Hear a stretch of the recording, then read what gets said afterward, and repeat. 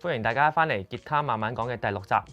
今集咧想同大家一齊開箱呢個嚟自法國嘅 Deflector Soundings 嘅 Stereo Phaser， 佢叫做 Chromatic Journey。咁我哋就打開佢啦。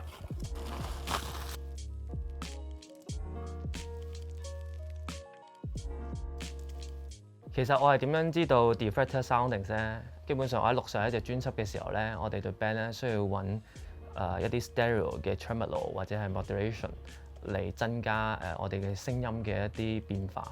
因為我自己就好擅長用一啲叫做 tap echo 啊，或者係一啲 plain reverb 嘅聲音去製造一啲唔同嘅聲響。咁但係 modulation 咧，我通常咧都係用 chorus 為主。咁我喺揾 tremolo 嘅時候咧，我就揾到原來好多人都推薦咧佢哋嘅 stereo tremolo。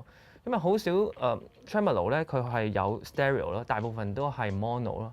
其次咧就係佢哋咧通常會提供咗好多嘅選項，即係例如你有唔同嘅 waveform 啊，或者你有唔同嘅細微嘅嘢想調整咧，佢哋都會提供俾你。咁前排咧我就同佢哋聯絡啦，咁咁啱咧佢哋正要推出咧呢一隻 Stereo Phaser， 咁我就攞咗嚟擺喺我嘅 album 裏邊用入。呢一隻 Stereo Phaser 咧，其實已經係佢哋嘅第2隻 pedal 啦。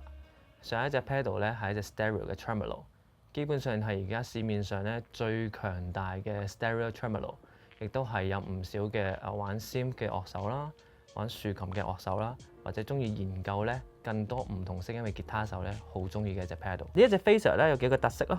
第一樣嘢咧，你會見到咧，佢有好多種 waveform 俾你揀，有一啲係 square 啲噶啦，有一啲係比較隨機噶啦。另外咧，你仲有唔同嘅速度可以選擇啦，可能係1拍啦、2拍啦、4拍啦。然後咧，我哋會有一個咧 CV 同埋有一個咧 expression pedal 嘅 switch 嘅，亦即係話咧，我哋可以將隻 pedal 咧插喺度啦，然後可以選擇我哋個 pedal 咧係我嚟做啲咩指令。另外咧，呢度咧就有一個叫 stage。咁通常咧，我哋買Phaser 咧，可能會見到佢會寫佢係 2 stage 嘅 Phaser 啦，6 stage 啊，有啲係10 stage 啦。咁呢啲就係一啲唔同嘅功能。唔知道大家一向對 Phaser 嘅印象係點咧？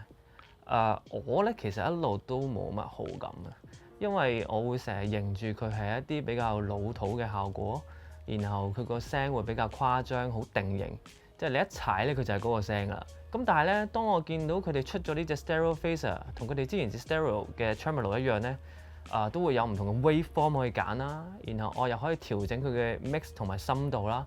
我就開始對 Phaser 嘅呢個效果器大大改觀。甚至其實我最近好多嘅歌咧，我呢一隻效果器咧都係 always on 嘅。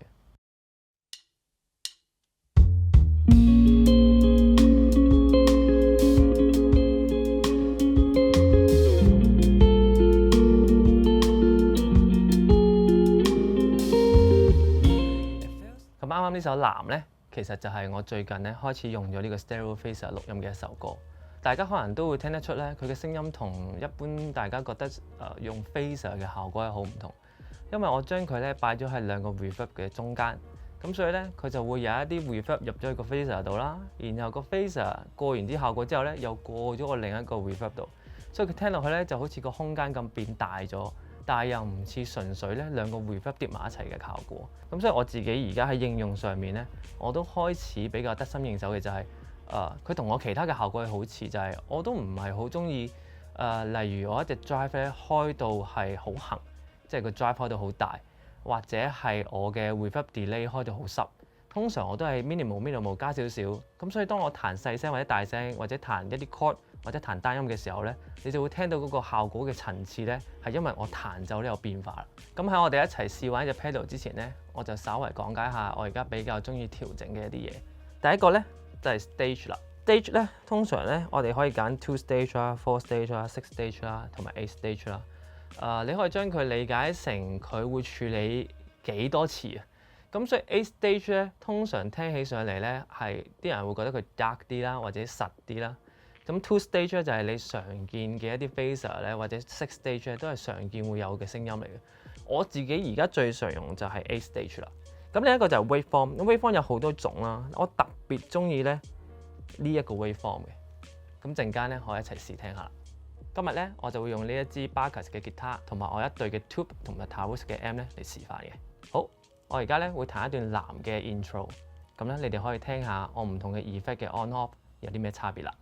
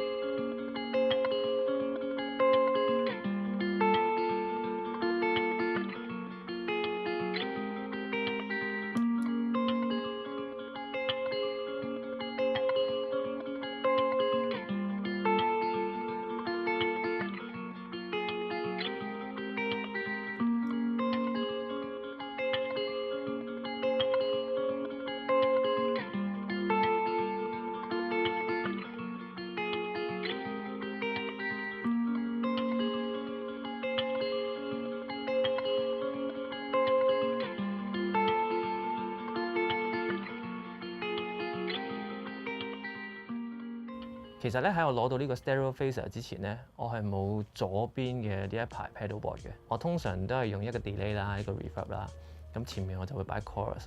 咁當我攞到呢個 stereo phaser 嘅時候咧，我就將我其他嘅效果咧全部拼埋一齊。我就嘗試喺 phaser 嘅前面同後面咧，我都各擺咗 delay 同埋 reverb。咁我覺得呢樣嘢係有個好處，因為有時如果我想佢個 phaser 嘅聲音係比較突出嘅，佢如果係 after reverb 同埋 delay 咧，佢就可以放大前面嘅嘢，但係佢 phaser 嘅聲音咧依然係最後。但有時如果我想將 phaser 嘅聲音變到比較底層，然後可能將佢融入去音樂度多啲，唔係咁突出嘅話咧，我後面嘅 delay 同埋 reverb 咧，佢就可以做到呢個效果。咁所以啱啱咧，你哋應該就會聽到咧，當我 on off 唔同 pedal 嘅時候咧，個 phaser 嘅作用有咩唔同啦。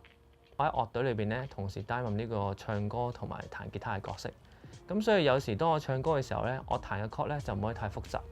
呢個時候咧 phaser 嘅作用咧就好明顯啦，因為我彈一個長嘅 chord，佢 sustain 嘅時候，如果你聽到一個 phaser 嘅一啲尾音嘅變化咧，嗰個 chord 聽起上嚟咧就會冇咁無聊啦。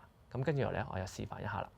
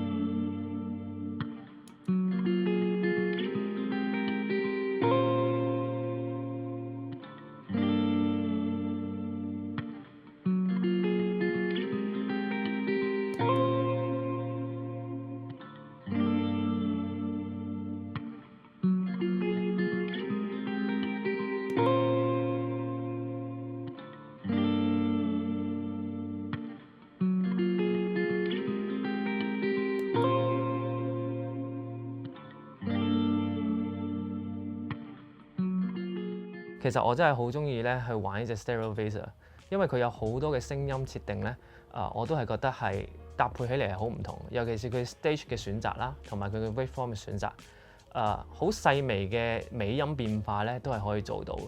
當你搭配前後嘅 delay reverb 嘅混搭嘅時候咧，你就可以做到好多嘅效果啦。我自己咧就特別中意咧 tape echo 咧同埋 plate reverb 咧喺佢前後嘅搭配，因為tape echo 咧都係會有一啲扭曲嘅聲音啦，或者會有啲突然間好怪嘅頻率啦。然後 plate reverb 咧可以俾到一個好大嘅空間感。咁所以咧我都好建議大家咧，如果你有多過一隻嘅 delay 同埋 reverb 咧，你可以試下將佢擺喺隻 stereo phaser 咧嘅前面同埋後面，你哋都可以多啲試下佢唔同嘅 setting。例如有一個 looper 錄低佢，甚至如果你嘅 band 都喺度嘅時候，你聽下佢同你嘅 bass 手啊，同你嘅鼓手啊嗰個做緊嘅音符咧係咪契合嘅？咁樣咧你就可以揾到咧你中意嘅聲音啦。咁咧如果你仲有啲乜嘢關於 pedal 啊或者吉他嘅知識，或者啲嘢想我哋試嘅話咧，歡迎留言話俾我哋聽，同埋記得 like、share 同埋 subscribe 啦。下次見。